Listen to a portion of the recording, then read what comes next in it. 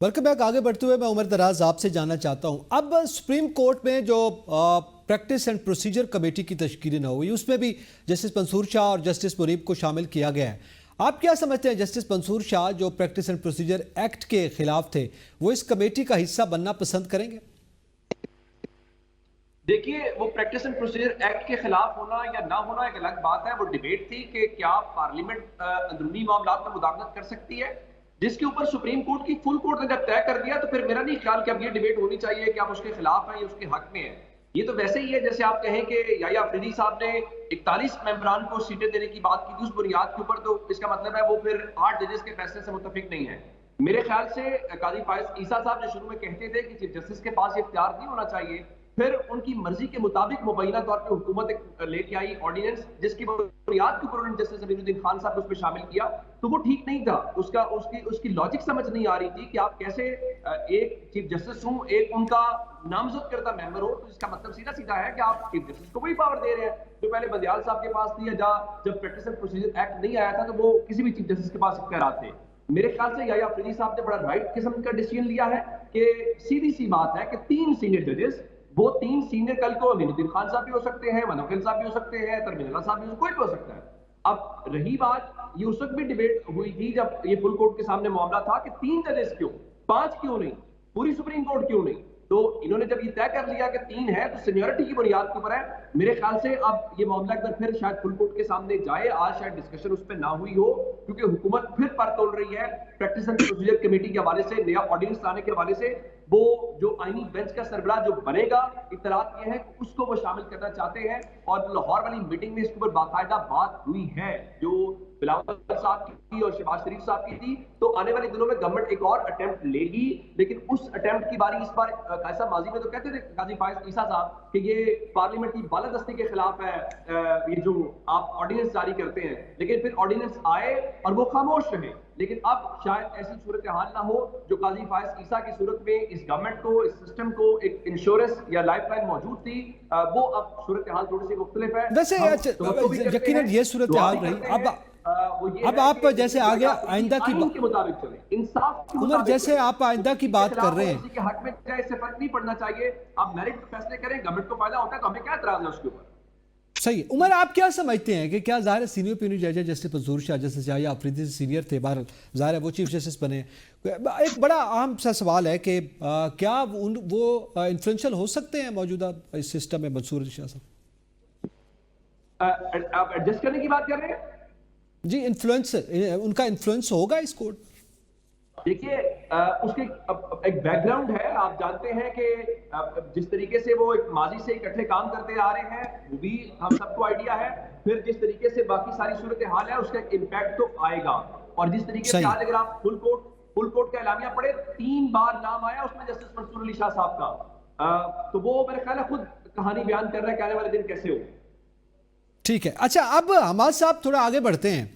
आज जरा political situation का भी जिक्र कर रहे हैं। बानी पीटीआई की हमशीर खान ने जो गुफ्तगू की है और मुलाकात करने के बाद बानी पीटीआई से, उन्होंने कहा कि उस तरह का उनसे रवैया रखा जा रहा है बानी पीटीआई से जैसे मौत के कैदियों से रखा जाता है। तो अब ज़ाहिर है इस तरह की जो सूरत हाल है, उससे पहले भी मुलाकात करने वाले जो है वो ये बात करते रहे। बैरिस्टर गौहर ने भी जो गुज़िश्ता मुलाकात की थी, इस मुलाकात से पहले उन्होंने भी ये कहा था 26वीं आईन तरमीम के वक्त कि उनके वहाँ पर लाइट जो है वो नहीं दी गई और 6x6 या 6x8 के सेल में रखा गया है। क्या एक मुल्क के साबिक वज़ीर-ए-आज़म के साथ इस तरह का रवैया रवा रखा जाना चाहिए?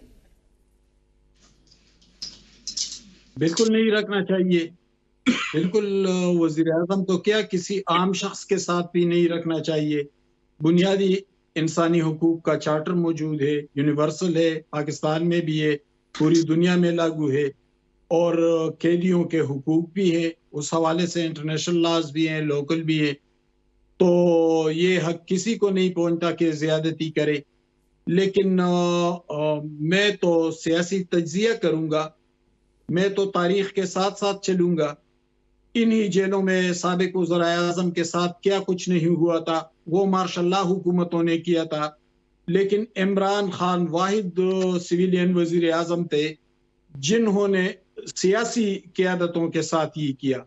यानी उन्होंने उनका बयान रिकॉर्ड पर है कि मैं मोंचे काट दूंगा, मैं ऐसी उतरवा दूंगा, मैं फला को जेल में डालूंगा, मैं फला को डालूंगा। बशीर मेमन का बयान रिकॉर्ड पर है कि मुझे बुलाया गया और मुझे किस किस के खिलाफ मुकदमात बनाने और गिरफ्तार करने का हुक्म दिया गया। तो ये इमरान खान तो करते रहे, इसमें तो कोई इबाम नहीं है इस बात में। और उन्होंने एक डिक्टेटोरियल रवैया, गैर सियासी रवैया अपनाया था और अपने मुखालिफिन के साथ इंतहाई जुल्म भी करते रहे। लेकिन अगर इमरान खान के साथ हो रहा है तो ये भी अच्छा नहीं है। और उनके साथ जो कर रहे हैं, तो हमने तो शहबाज शरीफ का एक भी बयान नहीं सुना कि उन्होंने कहा कि मैं खान साहब के साथ ये करूंगा वो करूंगा। हमने तो किसी और सियासतदान का बयान नहीं सुना। आसिफ जरदारी प्रेसिडेंट ऑफ पाकिस्तान है, लेकिन उन्होंने एक भी ऐसा बयान नहीं दिया। तो देखे, जब तक सियासी कुव्वतें एक पेज पर नहीं आती, यकसू नहीं हो जाती जमहूरियत और आईन की सरबुलंदी के लिए, उनके साथ बारी बारी ये होता रहेगा। और ये पहली बार इमरान खान के साथ नहीं हो रहा है, ये दूसरे सियासतदानों के साथ भी हुआ है। हमें उसे भी डिस्कस करना चाहिए। क्या जुल्फिकार अली भुट्टो इस मुल्क के सियासतदान नहीं थे? क्या वली खान इस मुल्क के सियासतदान नहीं थे? नवाज शरीफ, बेनजीर भुट्टो, आसिफ जरदारी की ये सारे लोग इस मुल्क में सियासत नहीं कर रहे थे? ठीक है, तो उनके साथ जो हुआ उसको भी साथ भी हो रहा है। आना चाहिए। हम जी सिर्फ इमरान खान नहीं लाना चाहिए। इमरान खान के साथ हो रहा है तो अच्छी बात नहीं है, हम उसके मुखालिफ नहीं होना चाहिए। और किसी के साथ आप कहते हैं नहीं होना चाहिए, लेकिन दूसरों के साथ जो हुआ और जो किरदार थे उनके बारे में भी बात होनी चाहिए। ठीक है, और उनके बारे में इमरान खान भी सरफरज थे। ठीक है, उनमें इमरान खान भी मुलविस थे, आप समझते हैं। अच्छा, दूसरी जानिब मैं कमर जैद साहब आपसे जानना चाहता हूं, अब पीटीआई का क्या मुस्तकबिल का आप जो है ढांचा देख रहे हैं कि आज फवाद चौधरी को बानी पीटीआई की जानिब से जो पैगाम दिया गया कि वो तनकीद ना करें, आपको पता है वो क्या तनकीद कर रहे थे? उन्होंने तो ये भी कह दिया कि बानी पीटीआई की जो शमशीरगान है उनको क़यादत देनी चाहिए, सख्ती से मना किया गया बानी पीटीआई की जानिब से। क्या सूरत हाल बनने जा रही है और फवाद चौधरी का क्या मुस्तकबिल देख रहे हैं पीटीआई? देखें, फवाद चौधरी साहब जो चीज चाह रहे थे वो उनको फाइनली मिल गई है। फवाद चौधरी की अपनी स्किल्स हैं जिससे वो दोबारा पार्टी में जगह बनाना चाह रहे हैं, क्योंकि आपको पता है कि 9 मई के बाद जो हालात बने थे जिसमें फवाद चौधरी साहब शामिल थे, वो इमरान खान साहब उनकी कोई जिस तरह से वो भागे, इमरान खान साहब के हवाले से जो चीजें सामने आई, 9 मई की मुजम्मत सामने आई, तो वो इमरान खान साहब कोई खातिर खा खुश नहीं थे। लेकिन फवाद चौधरी साहब एक इन्फ्लुएंशियल और इम्पोर्टेंट पर्सनालिटी हैं, सियासी समझबूझ रखते हैं, उनका अपना एक्यूमेंट बड़ा अच्छा है। पॉलिटिकल एक्यूमेंट की बात की जाए तो उन्होंने जिस तरह से पार्टी पे तनकीद की, बड़ी वो तनकीद टू द पॉइंट हिट हो रही थी कि ये जो पार्टी की आदत है, ये जो फैसले ले रही है राइट नाउ, ये इमरान खान साहब के फैसलों की अक्कासी नहीं है। और यही वजह है कि अली अमीन गंडा, फिर हम हालात को लिंक करें, जिस तरह से अली अमीन गंडापुर साहब वापस चले गए, जिस तरह से 26वीं आईनी तरमीम पे पीटीआई ने इतना शोर नहीं डाला, इससे ज्यादा तो एक आम लॉ जो पास होने लगता है उस पर शोर डालती है। तो ये तमाम चीजें डॉट्स को कनेक्ट करें तो फवाद चौधरी की कई कई बातें इमरान खान साहब के चाहने वालों को सच दिखाई दे रही थी। इमरान खान साहब ने एक वाइज और बड़ा स्मार्ट सोल्यूशन दिया। उन्होंने दोनों जो बुकला ग्रुप आगे बढ़ना होगा लड़ रहे थे उनको बिठा के उनकी सुलह करा दी और उनका मुस्तकबिल में जो है वो रोल हो सकता है। लेकिन नसीम सिद्दीकी साहब, मैं आपसे जानना चाहता हूं, आपके आज मियां नवाज शरीफ जो है अमेरिका रवानगी से कब, जो साहबी ने सवाल किया आप वज़ीर आज़म क्यों नहीं बने, और जिस तरह का उन्होंने जवाब दिया है, इस हवाले से आप ज़रा हमें बता दीजिएगा। और क्या सूरत हाल है उनके इन दौरों के हवाले से, क्या इसको सियासत से जोड़ा जाए? देखिए, अपना नवाज शरीफ साहब तो आपको पता है कि पाकिस्तान में भी बड़े बुझे ही नजर आए, जिस शौक से, जिस जोर के साथ वो वापस गए थे, और पूरी उम्मीद थी कि वो चौथी दफा पाकिस्तान के वजीर आजम बन जाएंगे। लेकिन जिस तरह अवाम ने उनकी पजीराई की और 8 फरवरी को बल्ले को उन्होंने वोट दिया, बल्ला तो खैर गायब कर दिया था, इमरान खान साहब को वोट दिया, तो उसके बाद वो बड़े डिप्रेस रहे और उनका जो पाकिस्तानी पॉलिटिक्स में भी रोल रहा है वो बहुत खामोशी वाला था। और जब यहाँ पे लंदन हीथ्रो पे उतरे हैं तो उसके बाद से भी वो डिप्रेस से और बड़े खामोश से नजर आ रहे हैं। डेफिनेटली उनका एक मिशन पूरा नहीं हुआ, तो अभी उनके पास कोई जवाब तो इस बात का है ही नहीं है। तो उन्होंने अजराए तफन्नन कह दिया कि जी अमेरिका जाने से पहले ये सवाल पूछना जरूरी था, या उनका ये इशारा होगा कि भाई मुझे अमेरिका से होके आ लेने दो और उसके बाद की जो सूरत हाल होगी तो आपको सारा कुछ खुद पता चल जाएगा। तो बहरहाल पॉलिटिकल रोल तो उनका कोई इतना नजर आ नहीं रहा, बिल्कुल एक कदावर शख्सियत रहे हैं, सियासत रहे हैं, लेकिन आपने देखा है कि हर उरूज का एक जवाल होता है और जवाल, मेरे ख्याल ठीक। सियासत जो है वो जवाल की तरफ जा रही है। जी कोई बड़ा रोल आप नहीं देख रहे हो इन दौरों को, इससे आप नहीं समझते कि इससे कोई फर्क पड़ेगा। अच्छा, इसी पे उमर दराज गोंदल मैं आपसे जानना चाहता हूँ, आज हरियाणा पंजाब मरियम नवाज बड़े गर्जी बरसी हैं पीटीआई के हवाले से कि उनका ख़त्म होने जा रहा है दौर और किस तरह की सूरत हाल थी, ये सब सारे उनके बयान आपके सामने हैं।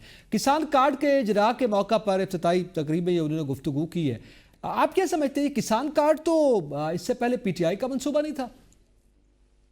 देखिए, हमारे जो अफसर हैं, ये उनका कमाल है कि वो हर चीज, हर वजीर आला आता है, हर वजीर आजम आता है, जो चीज हर बार हम देखते हैं तो वो लगता है कि ये पहली बार हो रही है, तारीख में पहली बार हो रही है। हमने देखा कि फील्ड अस्पताल पहली बार थे, वो फील्ड अस्पताल का इफ्तिताह शहबाज शरीफ ने भी किया था, उस फील्ड अस्पताल का इफ्तिताह उस्मान गुजार ने भी किया था, लेकिन मरियम नवाज ने भी तारीख में पहली बार कर दिया। किसान कार्ड हमने तहरीक इंसाफ के दौर में भी देखे, आज एक बार फिर तारीख में पहली बार हो गया। लेकिन असल बात यह है कि आज वो जब मरियम साहिबा हाथ जोड़ रही थी किसानों के ऊपर और कह रही थी कि आपकी उम्मीद नहीं टूटनी चाहिए, उनको पता है कि बच्चे बच्चे पंजाब के अंदर उनके बारे में, उनकी हुकूमत के बारे में क्या कह रहे हैं। पंजाब में एक रिवायत सी बनती जा रही है, एक आम अल्फाज में जो कहावत अब बन गई है कि मुस्लिम लीग नून आएगी तो पंजाब के किसानों का मुआशी कत्ल होगा, और वो हुआ है। उनको ये पता है, अगर उनके एमएनएस, उनके एमपी से पूछें, अगर ऐसा ना होता तो गंदम वाले मामले के ऊपर पंजाब असेंबली में एमपी से लेके स्पीकर तक कोशिश ना करते। उनको पता है कि लोगों के साथ क्या हुआ है, लोगों के खर्चे पूरे नहीं हुए। आप किसान कार्ड जो मर्जी करते रहे, जब लोगों की फसल ही नहीं खरीदेंगे और वो बेचारे रुल जाएंगे तो फिर मेरा नहीं ख्याल कि इस किस्म के इकदाम से कोई फर्क पड़ेगा। अब आप उसको कवर करने की कोशिश जरूर कर रहे हैं, लेकिन मेरा ख्याल है वो काउंटर प्रोडक्ट साबित आपकी नहीं हो पा रही, क्योंकि जब तक आपने किसानों को वो इस तरह से फैसिलिटेट नहीं करना, फिर बाकी चीजों को वो नहीं मानेंगे। जब उनकी कोई चीज खरीदेंगे नहीं तो आप उनको बाकी कहते हैं ये हमसे ले, सब्सिडी ले, ये चीजें ले, फसल पैदा करें। भाई फसल तो पैदा कर लेंगे, उसको खरीदेगा कौन, किस कीमत पे खरीदेगा? असल बात है उस तरफ आप आ नहीं रहे। और रही बात, ठीक है। अच्छा, इसी में तो वो तो पहले दिन से उनकी पार्टी, मियां साहब, मरियम साहिबा, बाकी सब जो है वो यही अल्फाज, फितना, खत्म, ये वो, लेकिन सियासी तौर पे मुकाबला नहीं कर पा रहे। सियासी तौर पे हमने देखा कि उस सियासी मैदान में मार खा गए। बाकी हुकूमत पे बैठती थी, उनका हर लफ्ज और हर जुमला इंपॉर्टेंट है, और वो जिस तरह से कहे, इक़्तिदार में हमाद भाई कह रहे थे कि शहबाज शरीफ की हमने स्टेटमेंट ऐसी नहीं सुनी, तो उनको ये स्टेटमेंट जरा सुना दे। जी जी, वो बड़े और छोटे में सब। अच्छा, इसी पे मैं, लेकिन उमर दराज गोदल साहब, अब किसान का थोड़ी अवामी बात कर रहे हैं, इससे जैसे आपने कहा कि गुज़िश्ता साल में जो सूरत हाल हुई, आंदा साल में क्या गंदम बहरान जो है क्या फिर से सर उठाता हुआ दिखाई दे रहा है किसान के जो मामला थे, या इससे कोई उनको कंपनसेशन मिलेगी? अच्छा, मैं उस पर बिल्कुल जो किसान के जी, मैं बता देता हूं कि पंजाब हुकूमत गंदम नहीं खरीदा करेगी। गंदम खरीदा था फूड डिपार्टमेंट, पंजाब हुकूमत फूड डिपार्टमेंट ही खत्म करने जा रही है। और वो कह रहे हैं कि फ्री मार्केट। अब फ्री मार्केट का मतलब वो जिस तरीके से उसको एलैबोरेट कर रहे हैं, वो मेरा नहीं ख्याल कि हमारी उन चीजों के ऊपर फिट बैठता है। वो ये एक पॉलिटिकल उनका ब्लेंडर है। और अब रही बात कि जनाब वो खजाने के ऊपर जी इतना सर्कुलर डेट बढ़ गया है, तो वो पूछे ना सर्कुलर डेट क्यों बढ़ गया है? कि आपके पास गंदम मौजूद थी, आपने गंदम बाहर से महंगी इंपोर्ट कर ली, महंगी इंपोर्ट कर लेनी है। फ्री मार्केट से एक आम किसान को, अपने लोगों को फैसिलिटेट नहीं करना, ज्यादा नुकसान होगा। आप समझते हैं कि ज्यादा नुकसान होगा फ्री मार्केट के हवाले से? बार इस पे मजीद भी बात हो सकती है। ये जो है वो हुकूमतें अगर इकदाम नहीं करती तो फिर उसका खमियाजा इंतखाबात में उनको भुगतना भी होता है। तमाम पैनलिस्ट का बहुत शुक्रिया, इजाजत दीजिए, अल्लाह हाफिज।